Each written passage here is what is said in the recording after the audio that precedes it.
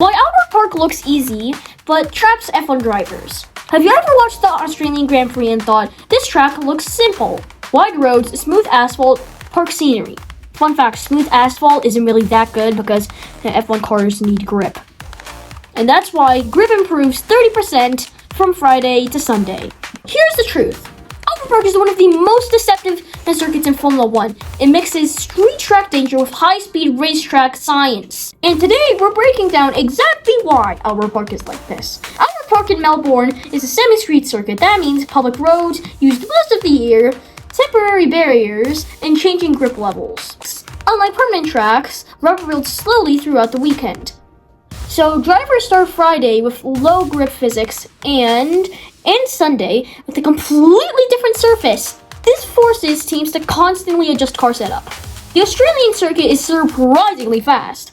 The average speed sits around 237 kilometers per hour, which is high for a semi-street track. Why? Because of long flowing corners, high-speed direction changes, and short braking zones. This creates a delicate balance between downforce for corners versus low drag for straight line speed. Teams must compromise, and compromise is where mistakes begin. Turn 6 is one of the most technical corners on the calendar. It's a fast right-hander where drivers carry huge lateral G-forces, ride the edge of aerodynamic grip, and use millimeter steering precision. At this speed, the car it's held by aerodynamic load pressing onto the car into the asphalt. If a driver lifts slightly, the car loses downforce and becomes unstable instantly. This is why small errors turn into big crashes here. Turn 3 is a classic overtaking zone. But scientifically, it's tricky because drivers brake from very high speeds on a surface with evolving grip. This creates brake temperature variation, higher lock risk, dynamic weight transfer instability.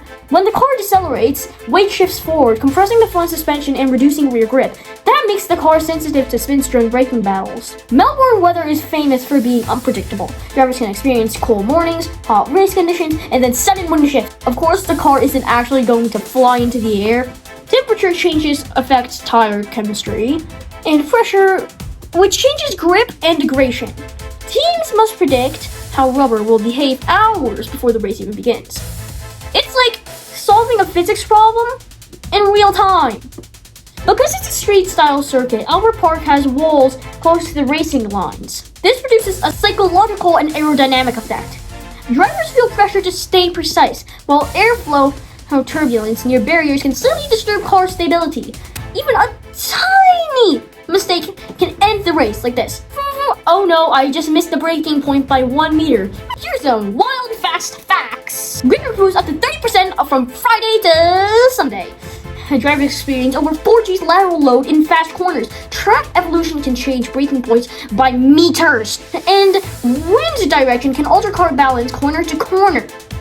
So the circuit literally changes personality during the weekend and sometimes in the race. Albert Park looks calm, but underneath, it's constantly evolving a physics experiment. A track where speed meets street danger, and where drivers must adapt faster than the surface changes. Anyways, I'm leaving comments to Chris. I'm about to hit the DRS sound.